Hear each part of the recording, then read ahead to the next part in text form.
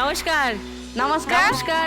হাওড়া চিংড়াজল বউবাজার থেকে এসেছি আমি। আচ্ছা, আমি পুরনো কাপড় দিয়ে বাসন বিক্রি করি। ও। পাড়ায় পাড়ায় ঘুরে দুটো সাইকেল নিয়ে দু স্বামী স্ত্রী করি। আরে বাবা, তুমি তো পুরো সুপারফাস্ট ট্রেনের মতো চলছো সরস্বতী দি। দারুণ দারুণ, খুব ভালো, ভাল লাগলো আলাপ হয়ে। নমস্কার রূপা। নমস্কার সুদীপ্তা দি, আমি রূপা দাস।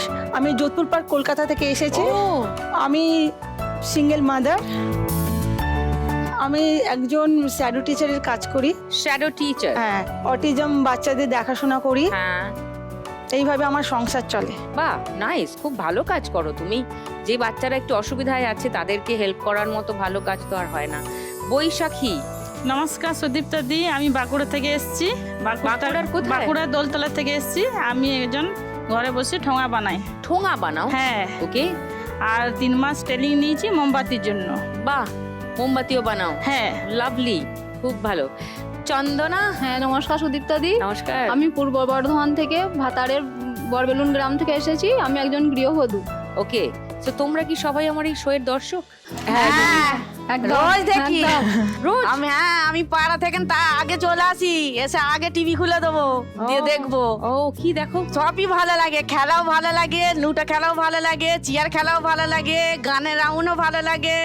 কিন্তু আমি লেখাপড়া জানিনি ঠিকই, আমি ঠিক মানে করে হ্যাঁ, তো লেখাপড়া জানো না তো কি হয়েছে, গানগুলো আনন্দ তো- করতে তো কোনো হ্যাঁ। অসুবিধা নেই। তো তুমি কোথায় অডিশন দিয়েছিলে সরস্বতী দি? ডায়মন্ড হাট বার বলে সেই জায়গাতে গেছিলুম। অত দূর হাওড়া থেকে। থেকে ডায়মন্ড হারবার চলে গেল? হ্যাঁ, হাওড়ার আবার লাস্ট বর্ডার, আমাদের লাস্ট বর্ডার ঘর। হাওড়া থেকে না যেতে হবে 3 ঘন্টা। হাওড়া ঝিকরার বাস চেপে। কবে গেলে? জামাই ষষ্ঠীর দিনে, যে শনিবার রবিবার দিনে যে অডিশন হবে, হ্যাঁ। আমরা শুক্রবার দিনে গেছি। আই পেয়েছি। আমরা যে জিজ্ঞাসা করছি বলছে 3000 লোক হয়ে গেছে। 2 দিন 3 দিন আগে থেকে যারা হ্যাঁ। লাইন দিয়েছিলেন তাদের মধ্যে একজনকে ধরেছি। তারপরে রাত 12টার সময় বলছে হবে না, আমরা ওইখানেই ছিলাম। কি করে হবে বলো? একটা জায়গা একদিনের জন্য নেওয়া হয়েছে, তোমরা যদি 3 দিন আগে বলছে থেকে কি সেখানে লাইন মঙ্গলবার দিয়ে থেকে পুরো নাকি জায়গাটা- ছিল, মঙ্গলবার থেকে লোক আছে ওইখানে। আমরা তো যে শুনেই তো অবাক। হায় ভগবান, তারপর কি হলো? মাঠে বসতে দিল, এবার খুব হই হই হচ্ছে। আরো সব মেয়েরা যারা আগে গেছে, বড় মাঠ আছে, মাঠের মধ্যে তো অর্ধেক লোক ভর্তি হয়ে গেছে আমরা যখন যাই। এবার মেয়েরা তো অনেক ভালো মন্দ তো আছি, তারা এবার গন্ডগোল করছে। আমি জানি না বাবা, আমার কথা বলা চলবে না, কেন আমরা অন্য জায়গা থেকে নিয়ে এসেছি। এবার ধরো আমি এই স্টিলের বাসন বিক্রি করি, কোথা ফোনে দেখতে পেলে বলবো ও এই করেছে, সেখানে যে আমার দরকার নেই, আমি সাইটে ছিল। ওরকম হচ্ছে। আর আমার নাতিকে নিয়ে গেছিলাম, আমার বরকে নিয়ে গেছিলাম, ওরা সব বাইরে ছিল। আমরা মাঠেই বসেছিলাম। 2টোর সময় বললো ফর্ম দেওয়া হবে রাত সব মাঠে, দুটোয়? রাত 2টোর সময়। আবার একটা ছেলে দেখি না মাঠে এসছে ফর্ম দিতে, যে তাকে ঘিরে ধরেছে দিদি, ঘিরে ধরে যে ফর্ম নেবে সে ভুঁয়েতে শুয়ে পড়েছে, তাকে আর দেখতে পাওয়া যায়নি। আমি আবার বলি ওইখানে কি হচ্ছে দেখি না, সেই ফর্ম যে দিচ্ছে সে ভুঁয়ে। আমি বলছি ও দিদিরা, তোমরা যদি ফর্ম নেবে তাহলে ওরম ভাবে ঘিরে ধরে ওকে যদি শুয়ে দিলে ফর্মটা কে দেবে বলে আমি আবার ছুটে গেলুম। বাত মে পয়েন্ট হে। আমি ছুটে গেলুম, যে আমি বলছি তোমরা সরে যাও, আগে ওকে তোলা হোক তবে ফর্ম পাবে বলে, তাকে তোলা হলো। আমি তো লেখাপড়া জানিনি, ওইখানে একজনকে বলতে সে ফর্মটা ফিল আপ করে দিয়েছিল।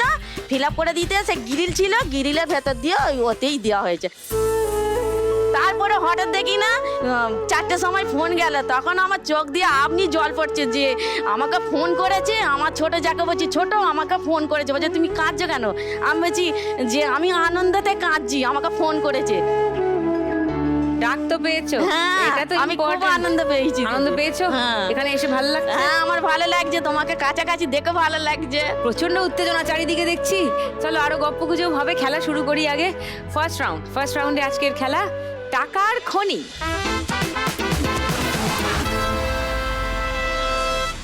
তোমার বাসনের ব্যবসা কবে থেকে শুরু করলে? আমার বাসনের ব্যবসা আমি 5-6 বছর ধরে হচ্ছে। ওকে, তার আগে কি করতে? তার আগে আমার একটা ছেলে ছিল, নমারের ছেলে ছিল, মানে হাঁটতে চলতে পারতো না। সেই ছেলেটাকে নিয়ে Special স্কুলে, child ছিল। হ্যাঁ স্কুলে নিয়ে আসা করতুম। আর তারপর সেই ছেলেটা নেই, এখন নেই ছেলেটা, কোথায় গেল? মারা গেছে।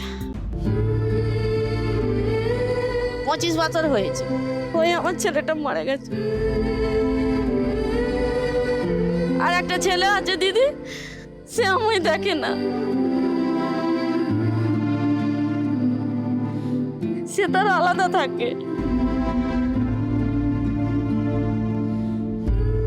সে আমার দেখে না। আমার স্বামী কালা, আমার স্বামীকে নিয়ে ওই আমার স্বামী সাইকেল চালাতে পারে না, ঠিলে ঠিলে, আমি সাইকেল চালাতে পারি না, সাইকেল টেনে টেনে যাই, যে ওই কারবার করি। আমার স্বামী কানে কম শোনে, আমি পয়সা জ্বালাতে আমার স্বামী কানে মেশিন কিনতে পারিনি, আমি খাবার পয়সা জোটাতে পারিনি, আমি কি করে মেশিনটা কিনবো?